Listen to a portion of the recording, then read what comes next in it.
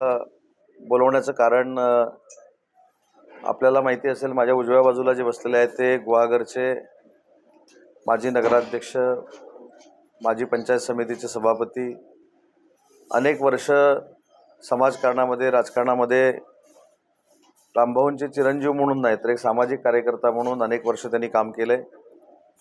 आणि हे काम करत असताना येणाऱ्या विधानसभेच्या ज्या निवडणुका आहेत त्या निवडणुकांमध्ये माननीय महाराष्ट्र राज्याचे मुख्यमंत्री एकनाथ शिंदे साहेबांच्या नेतृत्वाखाली आजपासून राजेशजी बेंडल आणि त्यांच्या सर्व सहकाऱ्यांनी काम करण्याचा निर्णय घेतलेला आहे. मला असं वाटतं की त्यांचं सामाजिक काम जर आपण बघितलं तर एक सर्वसामान्य कुटुंबातली व्यक्ती आमदार असताना देखील किती जमिनीवर होती आणि त्यांचे चिरंजीव किती जमिनीवर आहेत हे जर बघायचं असेल तर राजेशनं गुहागरमध्ये केलेलं काम आणि नगराध्यक्ष म्हणून 17 पैकी 16 जागा ज्यावेळी निवडून आल्या होत्या त्यावेळी जनतेनं दिलेला प्रतिसाद याच्यामध्येच त्याचं व्यक्तिमत्व दडलेलं आहे. 2 दिवसापूर्वी मी असेल, नोमणे गुरुजी असतील, राजेशजी असतील, आम्ही सगळ्यांनी मिळून माननीय एकनाथ शिंदे साहेबांची भेट घेतली होती. एकनाथ शिंदे साहेबांबरोबर या सगळ्या मंडळींची जवळजवळ तास ते दीड तास चर्चा झाली. आणि चर्चा होत असताना गुहागर मतदारसंघ असेल, रत्नागिरी जिल्हा असेल, या रत्नागिरी जिल्ह्यातल्या सगळ्याच समाज बांधवांना बरोबर कसं घेऊन जायचं आणि सामाजिक स्तरावर कशा पद्धतीनं काम करायचं याची चर्चा या सगळ्या मंडळींची एकनाथ शिंदे साहेबांबरोबर झाली. आणि विशेषतः या सगळ्या लोकांना जे भावलं ते म्हणजे 1961 सालापासूनचा जो प्रश्न होता तिलोरी कुणबीचा, त्याच्यासाठी हुमणे गुरुजी असतील, स्वतः रामभाऊ असतील, लोकनेते शामराव पेजे साहेब असतील, शिवाजीराव जडार साहेब असतील, ल र हातणकर असतील, तुबा कदम असतील, मामीताई भोड असतील, या सगळ्यांनी प्रयत्न केले होते. पण हे सगळे प्रयत्न केल्यानंतर विशेषतः या सगळ्या मंडळींनी पुन्हा तो पाठपुरावा सुरू केला 6 महिन्यापासून. त्याच्यामध्ये इथं अशोक वालमांचं देखील नाव घेतलं पाहिजे. त्या सगळ्यांनी पाठपुरावा सुरू केला. त्याच्यामध्ये गुहागरचा वाटा हा सिंहाचा होता. आणि ज्यावेळी मुख्यमंत्री महोदयांना हे कळलं की अशा पद्धतीचा अन्याय या रत्नागिरी जिल्ह्यातल्या, रायगड जिल्ह्यातल्या कुणबी समाजावर होतोय आणि या कुणबी नावासमोरचा तिलोरी हा शब्द जो आहे हा काढून टाकण्यात आलेला आहे. आता कुणी काढून टाकला, काय टाकला, या खोलामध्ये मला जायचं नाही, कारण त्यावेळी फक्त काँग्रेसची सत्ता होती, दुसरी कोणाची सत्ता नव्हती. पण पाठपुरावा करून देखील तो तिलोरी शब्द परत मिळालेला नव्हता. तो देण्यामध्ये ह्या सगळ्यांचा पाठपुरावा आणि माननीय एकनाथजी शिंदे साहेबांची इच्छाशक्ती या जोरावर 2024 सालात 50 वर्ष नसलेला शब्द पुन्हा एकदा कुणबी समाजाला मिळाला. आणि त्याच्यामुळं जवळजवळ यावर्षी 4 लाख तिलोरी कुणबी विद्यार्थ्यांना त्याचा फायदा होणार आहे. आणि या सगळ्या गोष्टींचा अनुभव कुणबी वसतिगृह जे बांधलं त्या वसतिगृहाची देखील एक बाब आपल्याला निदर्शनास आणून द्यायची आहे की मागच्या सरकारनं तत्कालीन मुख्यमंत्र्यांनी कुणबी भवनासाठी 5 कोटी रुपये दिले. पण ते 5 कोटी रुपये देत असताना या सगळ्यांनी पाठपुरावा केला होता, पण त्याला अट अशी घातली की ते कुणबी वसतिगृह बांधून झाल्यानंतर परत द्या. आता शासनाचे विकास कामाचे पैसे परत द्या सांगणारं ते सरकार होतं. परंतु हे ज्यावेळी एकनाथ शिंदे साहेबांना कळलं त्यावेळी अधिकचे 7 कोटी रुपये दिले आणि मागचे 5 कोटी रुपये जे होते ते विकास कामासाठी दिलेत अशा पद्धतीनं सांगून ते 5 कोटी रुपये परतफेडीचे माफ केले. आणि हे सगळं काम ह्या सगळ्या कुणबी नेत्यांच्या डोळ्यासमोर होतं. त्यांची माननीय एकनाथ शिंदे साहेबांची चर्चा झाली आणि काल मला असं वाटतं की पक्षाच्या स्तरावर, सामाजिक स्तरावर यांच्या सगळ्यांच्या बैठका झाल्या आणि जो प्रतिसाद काल एकनाथ शिंदे साहेबांनी या सगळ्या मंडळींना दिला त्याचं फलित आज आम्हाला बघायला मिळतं आहे. राजेशजी असतील, हुमणे गुरुजी असतील, त्यांचे सर्व सहकारी असतील, यांनी माननीय एकनाथ शिंदे साहेबांचं नेतृत्व स्वीकारून सक्रिय राजकारणामध्ये काम करण्याचा आज निर्णय घेतला आहे. आणि म्हणूनच ही पत्रकार परिषद आज इथे मी आयोजित केली होती. नेहमी राजकारण करत असताना किंवा सामाजिक काम करत असताना शिक्षणाचा देखील प्रभाव असतो. म्हणजे त्यांची पत्रकार परिषद त्यांनी जे आता विचार मांडले याच्यातनं लक्षात आलं असेल. आणि त्यांची एक भूमिका खरोखरच आहे की त्यांनी कुठच्या पक्षाला डॅमेज करण्यासाठी किंवा कुठच्या पक्षाचं अस्तित्व नष्ट करण्यासाठी ते सक्रिय होत नाहीत. तर त्यांना जे एकनाथ शिंदे साहेबांचे अनुभव आले त्याच्यामुळे ते सक्रिय होत आहेत. आणि या सगळ्या प्रोसेसमध्ये म्हणजे उद्या परत गैरसमज होता कामा नये की अशोक वालम जे आहेत बळीराज संघटनेचे अध्यक्ष, त्यांनी देखील आम्हाला सहकार्य केलेलं आहे. त्यांनी देखील ज्या पद्धतीनं कुणबी समाजाला योगदान देण्यासाठी काम करण्यासाठी त्यांनी जे काही पाठपुरावा केला होता त्याचं फलित देखील आहे की आम्ही सगळे एकत्र येऊन राजेशजींचा प्रवेश म्हणण्यापेक्षा ते आता शिवसेनेमध्ये सक्रिय होत आहेत आणि त्यांना न्याय मिळेल अशी माझी देखील इच्छा आहे आणि खात्री देखील आहे. गडकरी साहेब आणि पवार साहेब यांच्यापेक्षा एकनाथ शिंदे आणि सामंत साहेबांचा अनुभव कुठल्याबद्दल चांगला आहे. नाही, माझं म्हणणं असं आहे, नाही मी सांगतो, राजेशजींना ऐका चिपळूण पासून गुहागर अतिशय जवळ आहे. माझं म्हणणं असं आहे की एखादं नेतृत्व जर मोठं होत असेल आणि बहुजनांचं नेतृत्व मोठं होत असेल तर आपण सगळ्यांनी असे प्रश्न विचारण्यापेक्षा चांगल्या पद्धतीने त्यांना सपोर्ट केला पाहिजे असं गुहागर विधानसभा मतदारसंघात आपल्याला जर तिकीट मिळालं तर आपल्या विरुद्ध भास्कर जाधव आहे विद्यमान आमदार. अशा वेळी आपली लढत झाली तर आपल्याला आशा आहे की आपण मगाशी मी सांगितलं मी फक्त कुणबी समाजामध्ये जन्माला आलो त्याच्या प्रती काम करण्याची कर्तव्याची भावना नेहमीच राहिलेली आहे. कुणबी समाजाला अधिकचा न्याय मिळाला पाहिजे भूमिका माझी आहे, ही लपून मी कधी ठेवलेली नाही.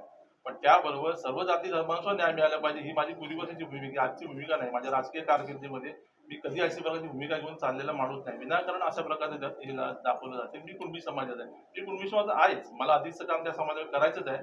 पण बहुजन समाजासाठी आणि सर्व जाती धर्मासाठी काम करणारा मी माणूस आहे. आणि तुम्ही जो उल्लेख केला शेवटी राजकारणात मी सुद्धा आता अनेक वर्ष पंचायत समिती, जिल्हा परिषद, नगरपालिका या क्षेत्रामध्ये काम केलेला माणूस आहे. समोरचा माणूस कोण आहे त्याची मी माझं काम करणारा माणूस आहे. मला जे काम करायचं समाजासाठी कर्तव्याच्या भावनेतून मी काम करणारा माणूस आहे. समोर कोण आहे काय आहे तो भाग वेगळा. आपण आपले काम घेऊन आपली जी कर्तव्याची भावना घेऊन किंवा आपलं विजन घेऊन लोकांसमोर जायचं एवढंच मला कळतं. आणि त्याच्यामुळे ती लढत तशाप्रकारे होईल. आणि मला निश्चितपणाने खात्री आहे शिवसेना, राष्ट्रवादी काँग्रेस पक्ष आणि भारतीय जनता पक्ष आणि घटक पक्ष यांच्या संयुक्त वतीने मला जर उमेदवारी मिळाली त्या सर्वच्या पक्षांच्या ताकदीवरती आणि बहुजन समाजाच्या ताकदीवरती आणि तुम्ही म्हणाल तसं की कुणबी समाजाच्या पाठिंब्यावर मला निश्चितपणानं यश मिळेल अशी मला पूर्ण खात्री आहे. यश ही फक्त भावनेच्या आधारावर म्हणत नाही, विकासाच्या आधारावर म्हणतोय. फक्त भावना करून लोकांपर्यंत जाणारा मी कार्यकर्ता नाही, तर लोकांना सक्षमतेने त्यांच्या विकासाची दिशा दाखवणारा मी कार्यकर्ता आहे. आणि मला निश्चितपणाने खात्री आहे की विकासासाठी सर्व गुहागर मतदारसंघातील जनता निश्चितपणाने माझ्या पाठीशी राहील. कसं असतं राजकारणामध्ये, हे अलायन्सचं सरकार आहे. अनेक गोष्टी मला देखील वाटत असतात की ते झाले पाहिजे. सदानंद चव्हाण हे अतिशय माझे जवळचे सहकारी आहेत, ते शिवसेनेचे उपनेते आहेत. परंतु एक लक्षात घेतलं पाहिजे, तिथे शेखर निकम हे आमदार आहेत. आता इथं आपण जे म्हणतो की BJPचे सन्मान्य बाळासाहेब माने नाराज आहेत, असू शकतात ना, कारण इथं अलायन्समध्ये मी आहे, शिवसेनेचं तिकीट आहे आणि शिवसेनेच्याच विद्यमान आमदाराला तिकीट मिळणार म्हटल्यानंतर काही ठिकाणी नाराजी असते, काही ठिकाणी समजून घेतात, काही ठिकाणी बंडखोरी करतात. त्याच्यामुळं सदानंद चव्हाण साहेब हे मुख्यमंत्री महोदयांशी चर्चा करतील, माझ्याशी देखील चर्चा करतील. परंतु सदानंद चव्हाण साहेबांसारखा नेता जो आहे तो जपणं ही आमच्या सगळ्यांची जबाबदारी आहे. नाही, मी स्पष्ट सांगतो, म्हणजे आपण एवढं पण बेंडल साहेबांना क्रिटिसाइज करून उपयोगाचं नाही की विपुल कदम थांबले म्हणून राजेश बेंडलांना घेतले, अजिबात नाही. विपुल कदमांच्या बाबतीतली स्पष्ट भूमिका या जिल्ह्याचा पालकमंत्री म्हणून, शिवसेनेचा उपनेता म्हणून आणि माननीय मुख्यमंत्री एकनाथ शिंदे साहेबांचा सहकारी म्हणून मी चिपळूणला प्रेस कॉन्फरन्स घेऊन मांडलेली होती. आणि ती मांडत असताना मी सविस्तर चर्चा ही मुख्यमंत्री महोदयांशी देखील केली होती आणि डॉक्टर श्रीकांत शिंदे साहेबांशी देखील केली होती. मी कोल्हापूरचं तुम्हाला एक उदाहरण देतो की ज्यावेळी एकनाथ शिंदे साहेबांनी त्या ठिकाणी भाषण केलं की पुढाऱ्याचाच मुलगा पुढारी होईल किंवा राजाचाच मुलगा राजा होईल, अशा पद्धतीचा भाग नाही, बहुजन समाजाला देखील प्रतिनिधित्व देणारा मी मुख्यमंत्री आहे. आणि हे श्रीकांत शिंदे साहेबांनी देखील मान्य केलं होतं. तर मी स्वतः सांगितलं होतं की कुठचंही जिल्ह्यातलं तिकीट हे कोणाचा कोण नातेवाईक आहे म्हणून मिळणार नाही. विपुलजी देखील माझे अतिशय जवळचे संबंधित आहेत, ते देखील युवा कार्यकर्ते आहेत. मी देखील त्यांना विनंती अशी केली होती की 5 वर्ष तुम्ही अतिशय चांगल्या पद्धतीनं काम करा आणि त्या पद्धतीने ते करतायत. मला असं वाटतं की विपुल कदम ह्या कुठच्याही निर्णयावर नाराज होतील असं मला वाटत नाही, कारण हा एकनाथ शिंदे साहेबांचा त्यांना सक्रिय करून घेण्याचा निर्णय आहे. आणि नुसता परवा भेटलो नाही, राजेशजी देखील सांगतील, 1 तासापूर्वी पुन्हा एकदा मुख्यमंत्री महोदय राजेशजींशी बोलले, बरोबर ना राजेशजी, आणि त्याच्यानंतर या सगळ्या गोष्टी होत आहेत. आणि एकदा नेत्यानं सांगितलं, पक्ष जे चालवत आहेत त्याच मुख्य नेत्यांनी सांगितलं की उदय सामंतचं म्हणणं काय आहे, त्याला किती किंमत आहे असं मला वाटतं. आणि म्हणून पदाधिकाऱ्यांशी देखील मी चर्चा केली गुहागरच्या परवा मुंबईला, एकदा साहेबांनी निर्णय घेतला म्हटल्यानंतर त्याच्यामध्ये आम्ही कसं काय हस्तक्षेप करू शकतो?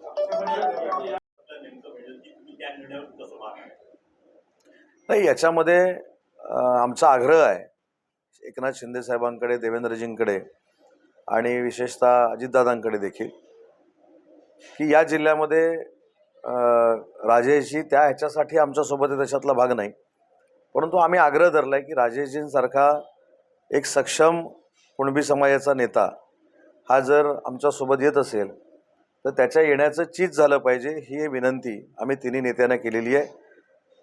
सामाजिक क्षेत्रामध्ये नाही, मग फक्त राजेशजींनी काही कुणबी समाजामध्येच काम केलं याच्यातला भाग नाही, सगळ्या समाजामध्ये काम केलं म्हणून 17पैकी 16 जागा आणि नगराध्यक्ष ते निवडून आणू शकले. स्वतः पंचायत समितीचे सभापती होते. परंतु जो बोलतो त्याचं काही विकतं असं म्हटलं जातं. राजेशजींनी कधीही स्वतः मी इतका चांगला कार्यकर्ता आहे, मी इतका सामाजिक कार्यकर्ता आहे प्रेझेंट करण्याचा प्रयत्न केला नाही. त्याच्यामुळं कदाचित कायमस्वरूपी त्यांना मागं राहावं लागलं असेल. परंतु आमच्याकडे येत असताना आम्ही सगळ्यांनी मिळून जिल्हा शिवसेनेच्या वतीनं आम्ही एकनाथ शिंदे साहेबांना आणि दोन्ही उपमुख्यमंत्र्यांना विनंती केलेली आहे की राजेशजींना जर आपण या विधानसभेचं नेतृत्व करण्याची संधी दिली तर राजेशजी फार मोठ्या मताधिक्यानं गुहागर मतदारसंघामधून निवडून येतील अशी आम्ही आता विनंती केली. पण त्याच भावनेनं काही राजेशजी इकडे आलेले नाहीत. एकनाथ शिंदे साहेबांबरोबर जी चर्चा झाली त्याचा सांगोपांग विचार करून संवेदनशील भावनाप्रधान मुख्यमंत्री कसा असू हा त्याचा अनुभव घेतल्यानंतर राजेशजींनी हा निर्णय घेतला. मागणी केली आहे. गुहागरची जागा शिवसेनेकडे द्यायची, बीजेपीकडे द्यायची की राष्ट्रवादीकडे जायची हे 3 नेते ठरवणार आहेत. पण एकनाथ शिंदे साहेबांच्या नेतृत्वावर विश्वास ठेवत वंदनीय बाळासाहेबांच्या विचाराची धनुष्यबाणाची जी शिवसेना आहे त्याच्यामध्ये सक्रिय होण्याचा निर्णय हा राजेशजींनी. शिवसेनेच्या वाट्याला जर तो मतदारसंघ आला तर आम्ही सगळ्यांनी मिळून एकमतानं मागणी केलेली आहे. या बाबतीत माझं रामदासबाईंशी देखील चर्चा झालेली आहे. त्याच्यामुळं आम्ही सगळ्यांनी मतदारसंघ आल्यानंतर राजेशजींना उमेदवारी मिळावी हा आमचा आग्रह आहे. लोकशाहीमध्ये कोणालाही कुठंही तिकीट मागण्याचा अधिकार आहे. फक्त उत्तर प्रदेशमधला नागरिक इकडे मागू शकत नाही किंवा गोव्यातला मागू शकत नाही. महाराष्ट्रात जन्माला आलेला 25 वर्ष पूर्ण असलेला आणि राजकारणाची अक्कल असलेला कोणी माणूस इथं मतदारसंघामध्ये उमेदवारी मागू शकतो. ते तर आमचे जिल्हा प्रमुख आहेत.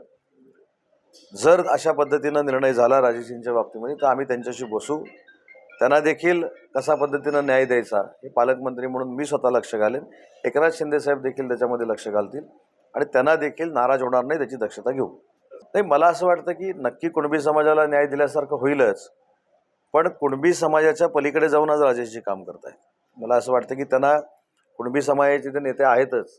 रामभाऊनी देखील कुणबी समाजासाठी म्हणजे जर तुम्ही बघितलं हातणकर साहेब, मामी भुवड, इकडे शिवाजीराव जडारे साहेब असतील, शिवाजीराव गोताड साहेब असतील, तिकडे राजेशजींचे बाबा असतील, तुबा कदम साहेब असतील, या सगळ्यांनी कुणबी समाजाचं नेतृत्व केलं होतं आणि त्याच्यानंतर कुणबी समाजाचं नेतृत्व करण्याची संधी कोणाला मिळालेली नव्हती.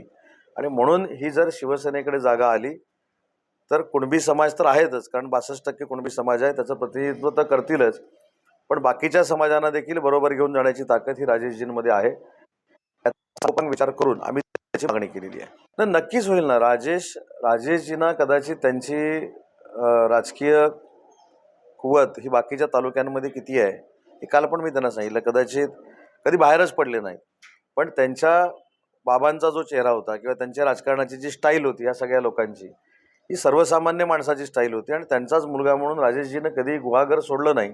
हा आता त्यांचा दोष आहे की आमचा दोष आहे आम्हाला माहिती नाही, पण त्यांनी जिल्ह्यामध्ये जर ते फिरले असते जिल्ह्याचं नेतृत्व करू शकणारी ताकद त्यांची आहे.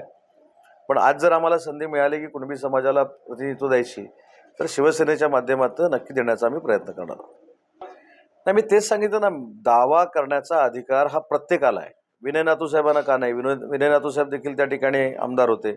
परंतु या सगळ्या चर्चेच्या सुरुवातीपासून या सगळ्या घडामोडींची कल्पना ही माननीय उपमुख्यमंत्री देवेंद्रजींना आहे. परवा देखील मुंबईमध्ये राजेशजी ज्यावेळी मुख्यमंत्री महोदयांना भेटले त्यावेळी मुख्यमंत्री महोदयांनी या मतदारसंघाची चर्चा करत असताना देवेंद्रजी फडणवीस साहेबांशी चर्चा केली. त्या दोघांची चर्चा झाल्यानंतर मतदारसंघ जरी कोणाला जाणार असेल किंवा कोण मागत असेल तरी राजेशजींसारखा एखादा कार्यकर्ता, एखादा नेता जर एकनाथ शिंदे साहेबांच्या नेतृत्वाखाली सक्रिय होतोय तर देवेंद्रजींनी देखील सांगितलं की करायला काही हरकत नाही, कारण महायुतीचीच ताकद वाढणार आहे. मला असं वाटतं आज पहिला दिवस आहे फॉर्म भरायचा ना, आज 22 29 तारखेपर्यंत अनेक घडामोडी घडणार आहेत, सगळ्या मतदारसंघामध्ये घडणार आहे, अगदी चांद्यापासून बांद्यापर्यंत घडणार आहे. याचा अर्थ महायुती त्या घडामोडीवर कमकुवत होईल अशातला भाग नाही. जसं महायुतीमध्ये घडणार आहे तसं महाविकास आघाडीमध्ये देखील घडणार आहे आणि त्या घडलेल्या आहेत.